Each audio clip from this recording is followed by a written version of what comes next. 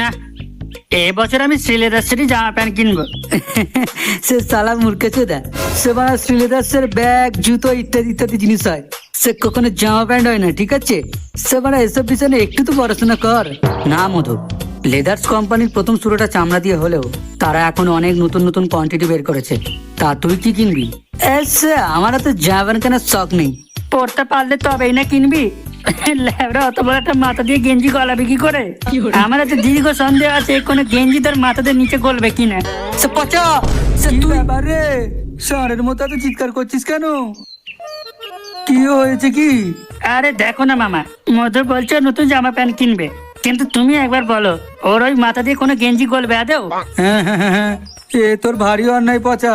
ওর মাথা দিয়ে গলুক বা নাই গলুক, ও কি করবে কি করবে না সেটা নিয়ে তুই হেও করবি কেন? হ্যাঁ, এই যে মধু, তোর যদি কোনো অসুবিধা হয় তাহলে আমাকে বলিস। আমার চেনা জানা ভালো রাজমিস্ত্রি আছে, তার ছেনি হাতুড়ি দিয়ে ঠুকে ঠুকে তোর মাথাটাকে কয়েক সাইজ ছোট করে দিতে বলবো। সে দাঁড়াও বড়, আমার সুযোগ আসবে, লেবড়া একদিন এমন খেলানি খাবো না, সব বড় নিজের নাম পর্যন্ত ভুলে যাবে। তা তুমি কি কিনবে মামা? আমার তো সবকিছু রয়েছে, তাই জন্য আমি ভাবছি একটা মোবাইল কিনবো।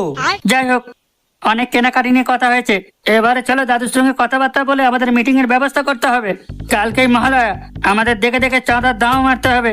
মিটিং সেরে সেইগুলো মিটিয়ে আবার দুদিনের মধ্যে প্যান্ডেল তুলতে হবে। হ্যাঁ, এই বিশ্বকর্মা পুজোটা বড় করে করতে গিয়ে আমাদের মহোৎসব দুর্গাপুজোর কথা ভুলেই গিয়েছিলাম। ঠিক বলেছিস, নে চল চল।